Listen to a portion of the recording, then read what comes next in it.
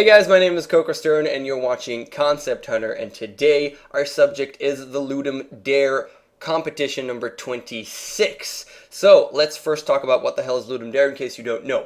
Ludum Dare is a community of people, mainly game developers that is, that have this sort of competition. This is the 26th iteration of that competition, that if I want to give it a slogan, it's not their official slogan, but that's the way I see it. It's restriction breeds creativity. So you put a restriction on the time that you have and the theme as well that you have to develop a game, and from that we expect to see some really amazing things. So in most cases it's about 48 hours or 72 hours. That's the time that you have to pretty much develop a game, which is obviously not a lot, as most games takes. Even the simplest of Flash games sometimes takes months and months to create. 48 hours, 72 hours, and you get a theme. I'll give you an example of a couple of themes, such as You Are the Villain. That was a theme, I believe, the last time, or maybe Ludum Dare 24. And in this case, Ludum Dare 26, the theme is minimalism. So we're going to see games and people's interpretation of minimalism. We have 5 games to go through, which is really long, and I'll try and keep it as short as possible, but we're probably going to go a little bit longer than usual. And Ludum Dare, there's actually hundreds and hundreds of games, so I obviously cannot go through all of them, and so I pretty much go to the ones that are easiest for me to get access to, which means they're on Newgrounds. Shh. And I've seen about 15 or so games, I believe, and I chose 5 of them that I would like to show you that have an interesting concept and do it in a pretty cool way. So let's start off with This Is Not a Minimalist Game, and I'm going to press here and press X to start. And as you can see, colors and stuff, and you just start immediately. Obviously arrow keys move. And let's finish this quest. That's what he said. I'm sorry that it got removed very quickly and didn't manage to read it. I will try and read everything before it gets reduced. There's bottom or top here, so I'm going to go top. And you only have 99 evil wizard heads. I asked for 100. Come back when you have 100. See you later, or with your head it makes 100. I'm going to say with your head makes 100. What did you just say? I just want to get rid of the competition. And okay, see you later. I'm waiting. And so we're going to go in the only other way that we can, which is to the bottom here. And I'm this cute barbarian. The movement is pretty nice, actually, and precise. And we got, wait, I don't know who sent you to kill me, but I'll pay you more. Please, don't want to die. No mercy. Kill him. Herg, you've killed me. You think you're so clever, huh? No, just that I'm very skilled and powerful. Cough, cough, you're such a perfect fit for this medieval fantastic universe, definitely. But what if you lost everything? I'd adapt. I've lost things before. Haha, cough, cough, not like you're about to. Alakazam, cough, cough, blah, blah, blah, blah. I curse you, hurl. And he's dead. I'm sure the curse thing was just a comedy. Okay. Shouldn't I get the head now? Oh, what's going on? Oh. And where am I? I can't see a thing in these white plains. So we start out with colors and things, and now we're we're going super minimalistic, as there's absolutely nothing here. And we meet another square. Bring me 5 squares. What? Bring me 5 squares, bring me 5 squares. Why? Bring me 5 squares, but why? Why? I don't need a reason, I just need squares. So, okay, I leave him, because there's nothing else to do, and I go back. Would you be so kind to bring me 5 squares? Okay, thank you so much. And I go back. Where do I find the squares? As you can see, there's no way to continue to the right. Where do I find them? In the square query. Where? You'll find the squares in the square query. But where is the square query? The query's not far. Are you kidding? Draw me a map. What did you say? A map? I never heard the word. You know what I mean. Drawing with locations. We don't do the kind of things around here. Drawings are never simple. Fine, you won't get your squares. Wait, here's your all these signs I used. I feel so ashamed. And now there's nothing anymore. But I have this thing popping up at the top, and I can press 1 to actually see a map. So I have the query. I'm going to press 2, and I jump to the query. I think I saw a city on my way here, so I'm going to press 1 and go to the map, and there's a city. Oh, there's a city with all kinds of people that are just squares. And that's it. There's nothing here. So I'm going to go back to the query, and I'm going to try and collect squares. And collecting squares, pick up by X. Now I have them, and I can press 2 to drop them, which is pretty cool. So I have an inventory like, and just keep going, and oh, there's a red square suddenly, so I'm going to pick that up too. I got 5 of them, and now I'm going to press 1, and I'm going to press 1 again to go to the location of 1, get back to the dude, bring him 5 squares, and see what happens. And now I have my squares, so what's my reward? There's no reward, I have nothing to give, not even your gratitude. Better keep it simple. I want squares, you give me squares, that's about it, man. Not cool. Oh, what is... Oh, what? Some of the squares, they have this... They have this look. What do you mean? They're not like the others. They have this me or anything. Here, they have this quality. A color, I ask. Whatever it is, it's disturbing. My mind can't process it. Please do something. Now, I can't really do anything, but you eventually find out that if you jump, you destroy them. And if I jump on the other one, boom, and somehow it goes into everything. Oh no, it's everywhere. My mind is going to explode. Relax, it's just a color. And then he does explode, and I get blood on top of me. So now I've got nothing else to do but basically visit the city, and as you can see, it's red and everybody dies because they couldn't process the difference, and there's only one guy who's actually alive, and the story progresses from here. You can already understand the concept, and I'm going to stop here because we have so much to go through. Basically, we started out with a full game with full graphics and whatever, and now we've lost everything. And slowly we're going to build up this world. We're going to add in different colors and different shapes and different numbers and all kinds of things like that in different interaction. And then we're going to go back to the previous state. So this is a pretty cool take on minimalism. This is actually one of my favorite games that I've seen, because you start with everything, you go to 0, and from there you build up the game world. Pretty cool. I like it. And that's all I have to say for this game. The movement's pretty good. And that's about it. We want to keep it short. So let's move on to the next game of today that I will load up now. And this one is called One Bullet. It's super freaking simple to understand. Tower defense. Have you heard of tower defense? I'm assuming that yes. Click to place a tower. And I just want to say one really important thing is that the cursor is actually really annoying. You're used to having... it seems like when I press it, it's going to be placed at the bottom right. At the bottom right in this direction, at the bottom right of the cursor, but it's actually going to be placed at the top. And that's just how it feels to me. It's kind of weird, so it threw me off guard. So I'm going to place it right here, and I get the tower right here, and I'm going to place another one, and that's the concept. I have to say, the graphics are cute and the music is adorable. And that's it. You can understand what's happening. This guy wants to get from right side to the left side. I'm going to place towers. I obviously have a cool little cooldown. And then there's this fireball. And that's it. It's going to destroy it. And it's just one bullet. And it seems like I can place like even 5 towers. But they do disappear after a short while. And I obviously have a cooldown. So I have to watch it pretty much. And that's about it. That's about what the game does. And now there's guys that move, the slimes that move in different directions, and that's about it. Now, there's not a lot here. There really isn't. But I have to say that I kind of like this concept. And we've all seen a cajillion, trillion, a lot of tower defense games. And I'm not actually sure that I've ever seen this concept. I'm going to shut it up now and actually move to the next one because it is doing a lot of noise and pretty much seeing through it. I really like it. It's a cool concept. There's a ton to work on because it's really, that's it. That's what the game actually does, and you can obviously build on top of that. It's 48 hours. It's not a lot of time to develop a game. It's a cool concept I've never seen. I don't think I've ever seen it before, and that's all I have to say really. That's pretty cool. It's a pretty cool take on tower defense games in terms of minimalism, just having one bullet. So we're now going to move on forward to Colorus, which is sort of a dodger game. There's all kinds of games that are dodger-like that you just have to avoid things, and this has an interesting take on it. Welcome to Colorus. Click to continue. Before I start playing, I want to ask you a question. Ooh, this seems intriguing.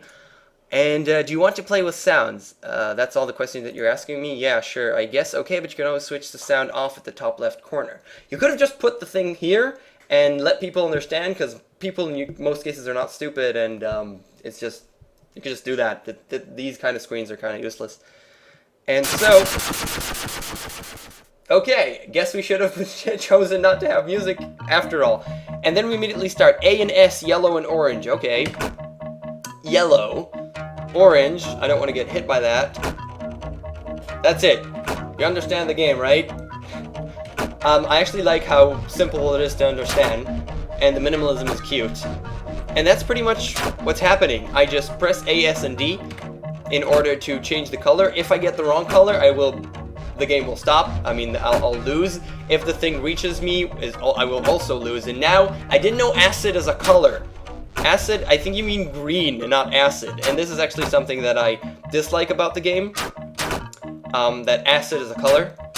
And more specifically, they have other kind of weird colors as well sometimes that crop up, which I dislike. But all in all, this is a pretty cool way of doing a Dodger-like game. It's a pretty cool thought to have, and I'm doing really well right now.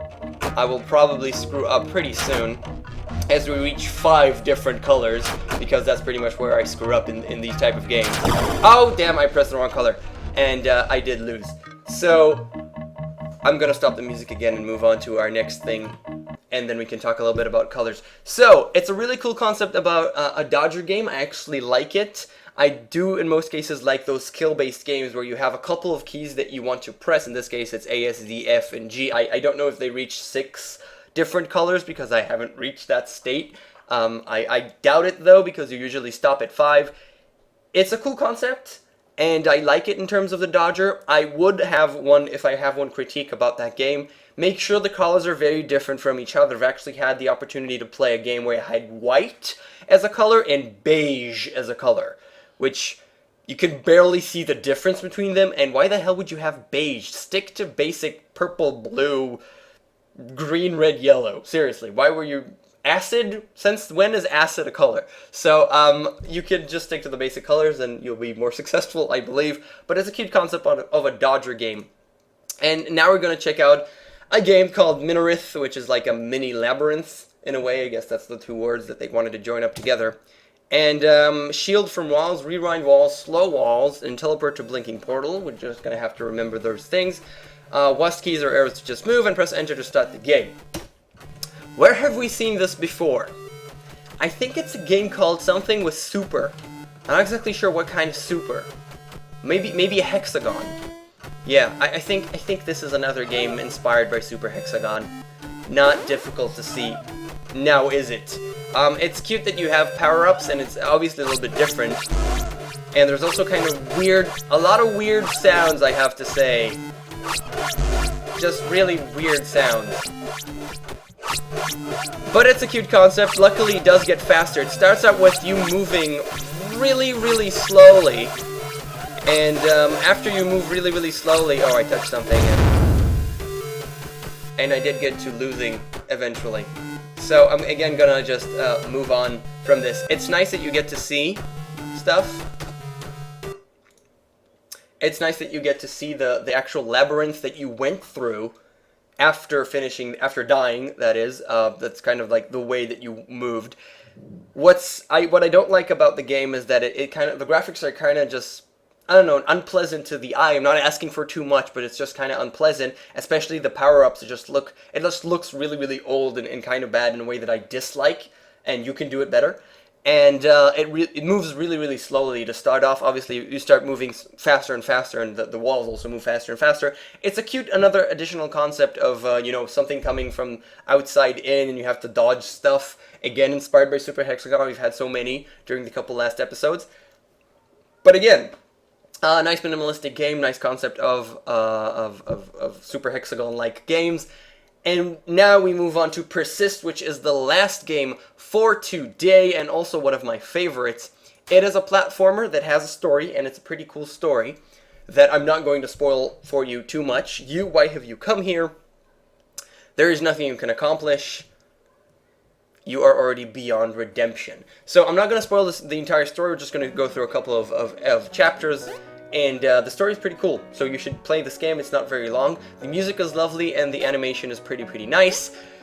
The one big thing that I have problem with this is the controls. In a platform game, we've talked about this, you have to have really exquisite controls because you don't want... If the player dies, it needs to be because the player screwed up and not because the controls are iffy. And in this game, it doesn't really... The controls are a little bit iffy. It's a bit of floating trouble, and I wish it was smoother and more precise. But it works well enough, and as we can see here, when I manage to jump here and move on to the next level, I do want to commend a couple of things. First, the graphics are nice, the music is cute, and the length of actually each level. There are no checkpoints, but the level... Oh! Moving platform, gotta be careful. Progression, You start out with nothing, now there's a moving platform, that's another nice thing. The levers are just the right amount. There's a couple of challenges that you have to get past, a couple of specific areas, and then you move on to the next level. There's no checkpoints in the middle. And you who have entered my sanctuary, what is it that you seek? I press just any button to move on. My forgiveness, ha ha ha, for such a dark and evil soul as yours. I shall take your arms and watch you drown into the darkness of your heart, into the abyss with you. So what I was trying to say, that the challenges are just the right amount. You have lost your arms and the ability to swim. Remember that I went into water and now I cannot go into water. I die if I do so. Because I can't swim, I lost my arms. And that's pretty much the concept of the game. You lose something every couple of levels and then the game changes. In that sense, the progression is really cool, and it's interesting. Again, it's the same take on minimalism like we saw in the first game, that you supposedly have everything, and then you get taken. These things get taken away from you, and I have to say, I like that, and it's done well here. I would love for the jump, make the jump. I couldn't make the jump, and I like the way that it's done. I like the progression, and what I tried to say 15 times up till now. The length of a level is nice, but you could have just put a checkpoint and then had 2 levels, and you could have a level with checkpoints between each time that you're taking something from the player. That's those intermissions that we've already seen one. You could have done that because there's about 3 levels, I believe, between each iteration of something being taken from you.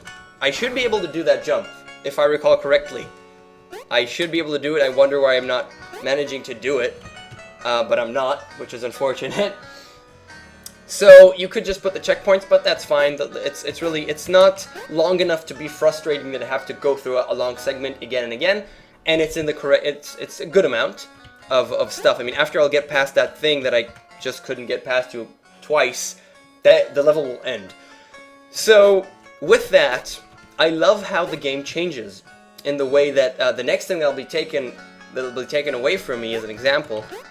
Oh, suddenly I managed to do it. I don't honestly know why, but suddenly I've managed to do it. That's a little weird, actually, but we're going to forgive it. And as you can see, I've managed to push that, and now we move on. And in terms of the progression, it's really, really great. Even between each level and between each segment, obviously, when the game mechanics change because you lose an ability. And but between each level, it also works because we start with nothing, with just a couple of obstacles. Then there was the moving platform, if you remember. Now there are moving platforms here across the water, which we can't no longer go in. So it's a nice progression in that sense. And now, as an example, we also have a completely different mechanic that we've seen before in platformers, that the water level goes up and down. So we have to actually do everything that we have to. No, it wasn't actually in time.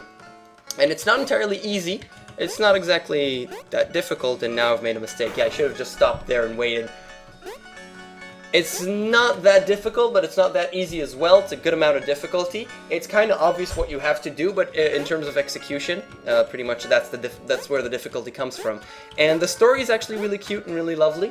And I'm not gonna spoil it for you. You should just go and play it. It's not a very long game, but it'll take you moderately 20 minutes unless you screw up too much. I believe that's about it. I have finished it, and that's it. Are we going to see another part? Yes, we are going to see another part, and here I will lose the ability to jump. You're still here. I see you do not give up your goal easily, but I warn you, my forgiveness is not earned easily either. I shall take your legs and laugh as you burn my wrath into the abyss with you. So there's a story. You need to see it to the end. I'm not going to spoil it for you. And now I can't jump, so I can only move, and then suddenly the game is still a platformer, but it changes completely because now I have to time it correctly, and also takes on a different color, a different theme a little bit. Now it's red, it's like fire, which is it's a nice addition. It's good progression. It's good progression in all senses, and I would just wish that the jumping would be better. But now we have no jumping, so I have nothing to complain about. And we just see different elements being placed into the game at different states of what you can do. And it's good progression. It's really great progression. I really liked it about the game. We're gonna make it. Yes, I am going to make it. No, careful. And I like it. That's pretty much what I have to say. I like the progression. It's pretty good. The music is lovely. And so I am going to pause here and shut this up and go back to camera. So we've seen through 5 games about restriction, about the minimalism. They've all been pretty cool. There's obviously a ton more, so if you just want to check out more games, just look up Ludum Dare, and it's actually, I believe it's just ludumdare.com. Yes, it is. It's just ludumdare.com. This is the 26th competition. I went through 5 games. There's hundreds. If I can actually tell you exactly how many there are. Okay, thousands of entries, it seems. Into the Ludum Dare. It's just everybody doing it. And if you're a game developer, you know how to develop a game in a relatively short fashion, you have a cool idea, you can enter it as well. I'm not exactly sure of the prizes, but I'll leave that to you to check out. So that is Concept Hunter for today, obviously. Oh, one last thing that I shan't forget to do is give credit where credit is due. This is not a minimalistic game. It was developed by Storm Alligator. One Bullet is by Potentialing. Minarith is by Nedokov. Colors is by Jokerden from MR. And Persist is by Adventure Islands. All of those links to those games and the developers, the designers that is, will be at the description of this video. And yeah, that's it. My name is KOKOStern. This is Concept Hunter. Thank you so much for watching. I would very much appreciate it if you'd subscribe if you like my stuff. And there's coming a new episode of Concept Hunter every week on Tuesday. And that is it, I do believe. So go play those games and tell me what you think about them. Thank you so much for watching. See you next time.